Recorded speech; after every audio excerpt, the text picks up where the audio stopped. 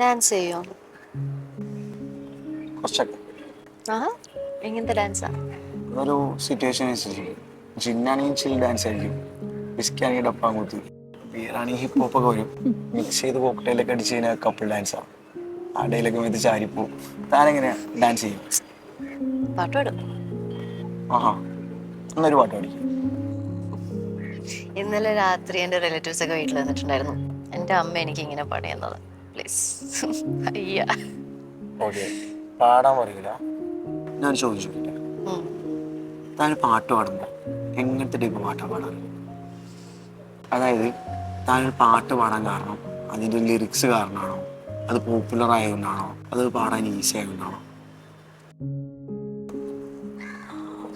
ഇങ്ങനെയൊക്കെ ചോദിച്ചാൽ ഞാൻ എന്തുവാടോ പറയാ? ഓക്കെ, എന്നാൽ അത് വേണം.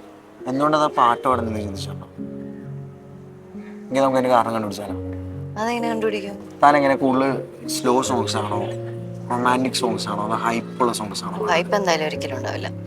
എനിക്ക് മീനിങ് ഉള്ള ഹൃദയത്തിൽ തട്ടുന്ന ടൈപ്പ് സോങ്സ് ഇഷ്ടം. അതെന്താ ഹൈപ്പ് സോങ്സ് പാടാത്ത? ഹൈപ്പ് സോങ്സിൽ ഒരു അർത്ഥമില്ലാത്ത പോലെ. അത് താൻ എന്താ പാടുന്നതെന്ന് താൻ ചിന്തിച്ചിട്ട് പാടുന്ന ടൈപ്പ് പാടാണല്ലേ? ആ, നമ്മളിപ്പോ പാടുന്നതിൽ അർത്ഥം ഉണ്ടെങ്കിലല്ലേ കേൾക്കുന്ന ആൾക്കാർക്ക് ഒരു രസം ഉണ്ടാവുള്ളൂ.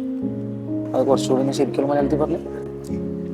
കേൾക്കാൻ തയ്യാറായിട്ടുള്ള ആൾക്കാരുടെ അടുത്ത് പറയാൻ ആഗ്രഹിക്കുന്ന കാര്യങ്ങൾ ഞാൻ പാട്ടിൽ കൂടെ കമ്മ്യൂണിക്കേറ്റ് ചെയ്യും.